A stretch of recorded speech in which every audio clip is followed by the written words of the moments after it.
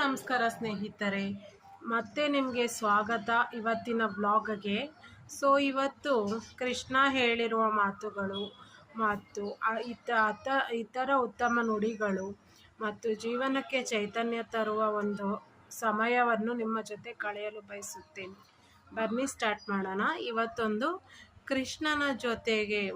ಕೃಷ್ಣನ ಒಂದು ಸಿಹಿ ಮಾತುಗಳ ಜೊತೆ ಈ ಬ್ಲಾಗ್ನ ಸ್ಟಾರ್ಟ್ ಮಾಡಿ.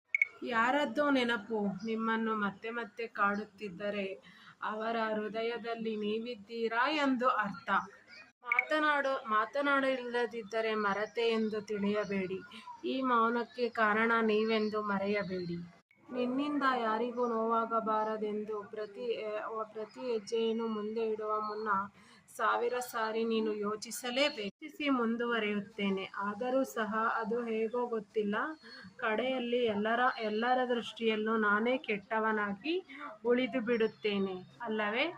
ಈ ಜಗತ್ತಿನ ನಂಬಿಕೆಯೇ ಹಾಗೆ. ಏನನ್ನುವಿರಿ? ಜೀವನದಲ್ಲಿ ಯಾವತ್ತೂ ನಟಿಸಲು ಹೋಗಬೇಡ. ನೀನು ಹೇಗಿದ್ದೀಯೋ ಹಾಗೇ ಇರು.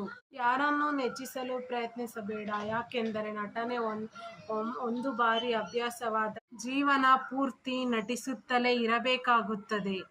ಒಮ್ಮೆ ನಟನೆ ಅಭ್ಯಾಸ ಮಾಡಿಕೊಂಡರೆ ಅಲ್ಲವೇ ಒಮ್ಮೊಮ್ಮೆ ಬೇಜಾರಾಗುತ್ತದೆ. ಆದರೆ ಅದನ್ನು ಮರೆತು ಮತ್ತೆ ಮಾತನಾಡತೊಡಗುತ್ತೇವೆ. ಮತ್ತೆ ಅದೇ ನೋವಾದಾಗ ಆ ವ್ಯಕ್ತಿ ಯಾರೇ ಆಗಿರಲಿ ಅವರ ಜೊತೆಗಿನ ಸಂಬಂಧ ಬೇಡ ಅನಿಸುವಷ್ಟು ದೂರ ಹೋಗಿಬಿಡೋಣ ಅನಿಸುವಷ್ಟು ದುಃಖವೆನಿಸುತ್ತದೆ. ಆ ಥರ ಆಲೋಚನೆ ಮನಸ್ಸಲ್ಲಿ ಬಂದು ಬಿಡುತ್ತದೆ. ನೀನು ಈಗಿನ ಪರಿಸ್ಥಿತಿ ಸರಿಯಿಲ್ಲವೆಂದು ಚಿಂತಿಸಬೇಡ. ನಿನ್ನ ಮನಸ್ಸಿನಲ್ಲಿ ಮಾಡುವ ಯೋಚನೆ ಒಳ್ಳೆಯದಾಗಿದ್ದರೆ ಪರಿಸ್ಥಿತಿಯೇ ತಲೆಬಾಗಿ ನಿನ್ನಂತೆ ನಿನ್ನ ಪಾದದಡಿಗೆ ಬಂದು ಸಿಲುಕುತ್ತದೆ. ಆವಾಗ ಪರಿಸ್ಥಿತಿಯು ನಿನ್ನ ಅಂತೆಯೇ ಆಗುತ್ತದೆ. ಪರಿಸ್ಥಿತಿಯೇ ನಿನ್ನ ಮನಸ್ಥಿತಿಯನ್ನು ಯಾವಾಗಲೂ ಸರಿಪಡಿಸುತ್ತದೆ ಅಲ್ಲವೇ?